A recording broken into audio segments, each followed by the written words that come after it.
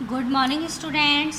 आज की क्लास में हम चैप्टर 3 आरंभिक नगर में नगर और नए सेल कच्चे माल की खोज के बारे में जानेंगे। प्रीवियस क्लास में हमने इसमें भवन, नाले और यहाँ के नगरीय इलाकों के बारे में जाना था कि हड़प्पा सभ्यता के नगर कैसे थे और यहाँ पर कैसे भवन, नाले, इमारतों को बनाया जाता था। तो देखिए, आज के इस टॉपिक में सबसे पहले हम क्या पढ़ेंगे? नगर और नए सेल। आओ अब कुछ ऐसी चीज़ों के बारे में अध्ययन करें जो हड़प्पा के नगरों से प्राप्त हुई हैं।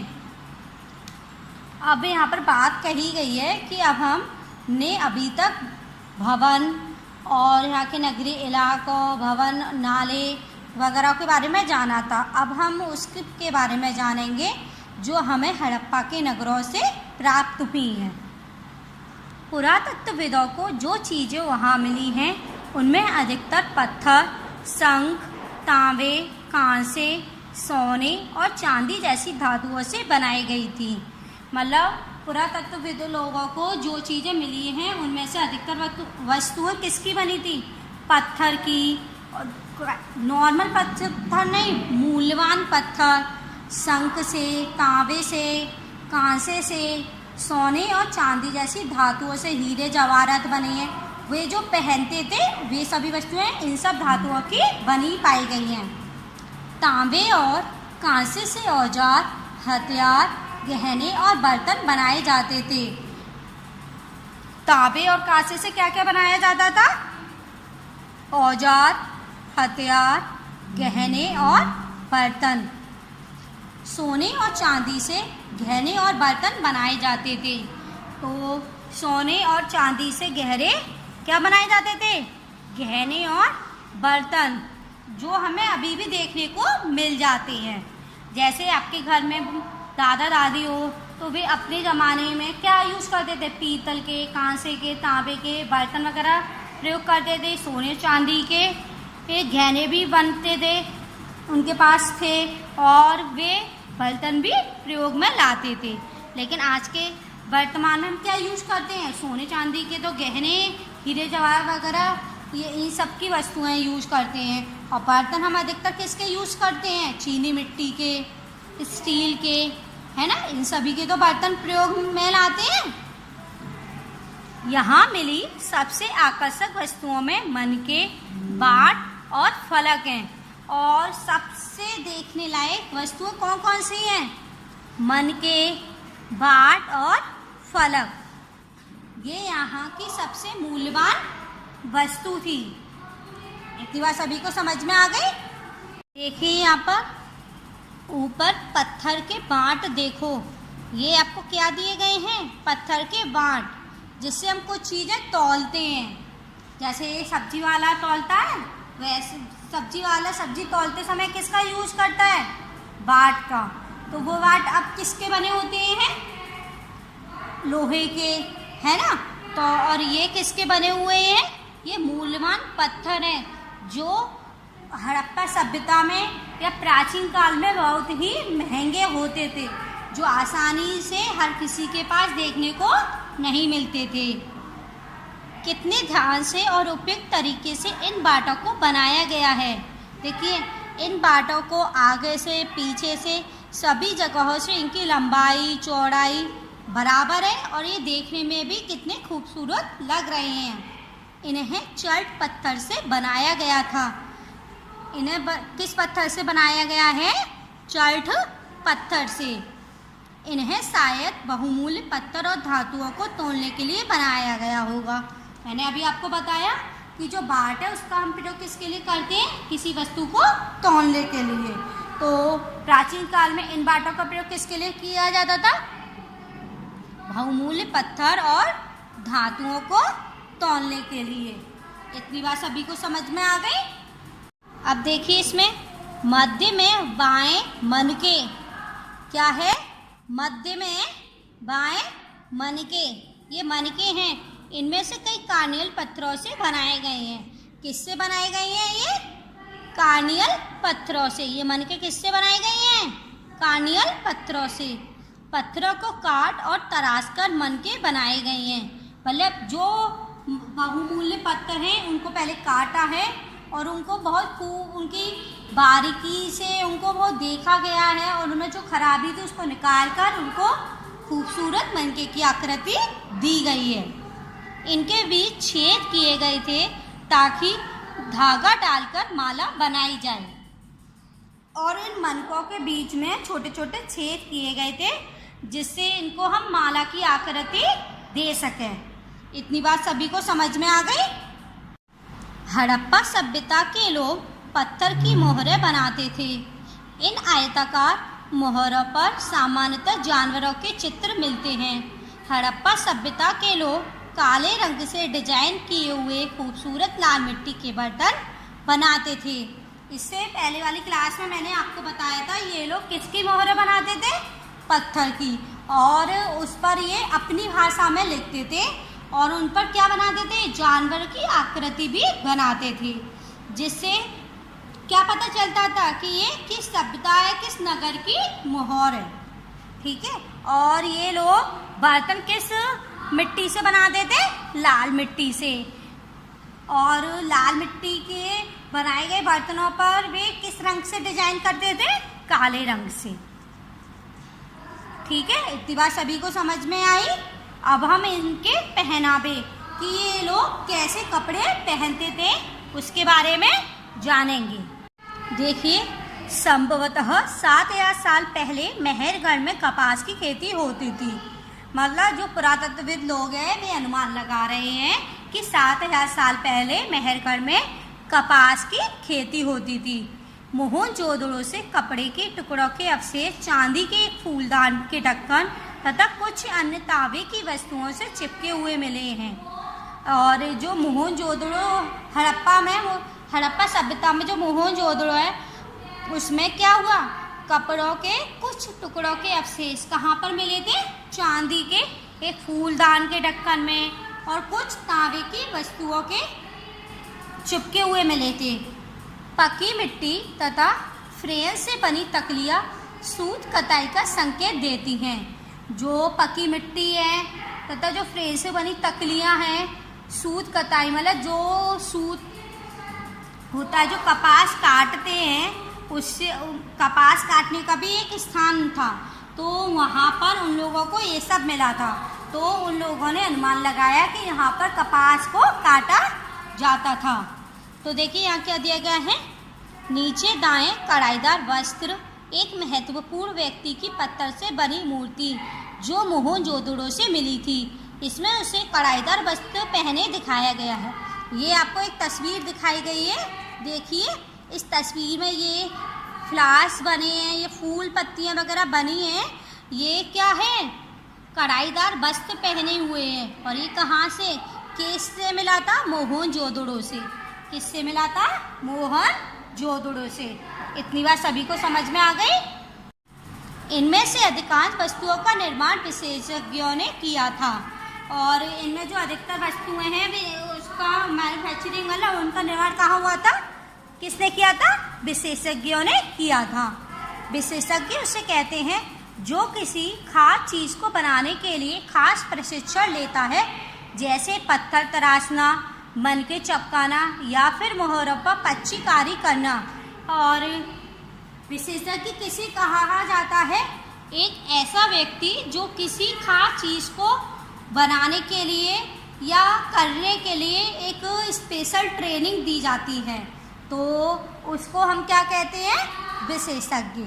अब वे किसी भी चीज़ मतलब किसी भी कार्य में निपुण होना चाहते हैं तो वे उसी काम को बार बार करेंगे, उसके बारे में जानेंगे कि ये काम कैसे किया जाता है ना, क्यों किया जाता है और उसको करने के क्या बेनिफिट्स हैं, ये सब। तो उनको हम क्या कहते हैं, विशेषज्ञ।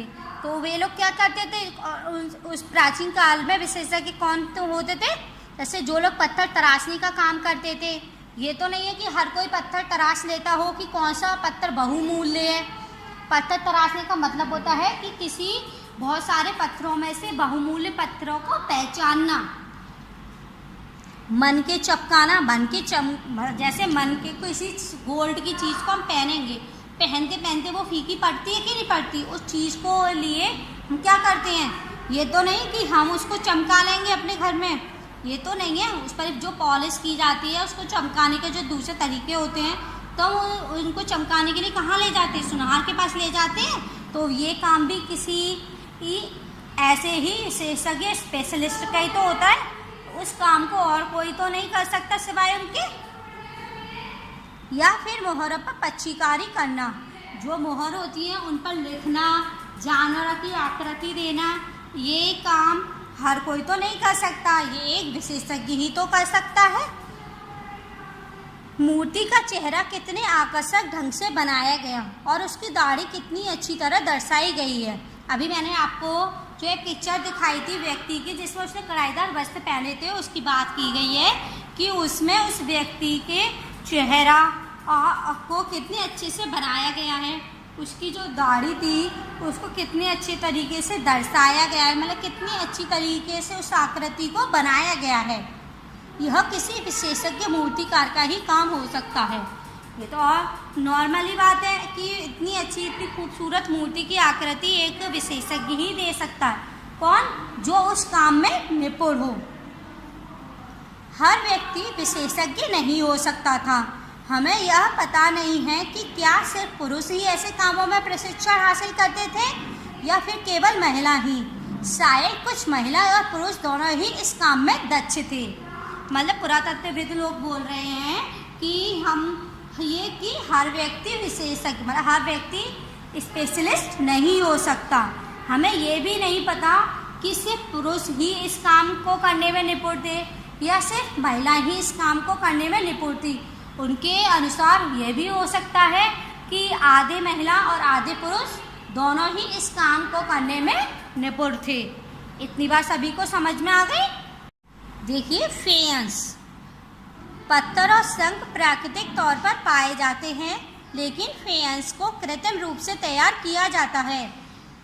देखिए, जो पत्थर और जो शंख है वो प्रकृति में पहले से ही पाए गए हैं, लेकिन जो फेयंस है उनको कृत्रिम रूप से कृत्रिम का मतलब होता है जिसको हम कुछ चीज़ों से जोड़कर बनाते हैं जो प्रकृति में पहले से नहीं होती है, उसको हम अपने तरीके से जानते हैं, पहचानते हैं और उसको नया रूप दे देते हैं। पुरानी चीज़ों को नया रूप देना क्या कहलाता है? कृत्रिम।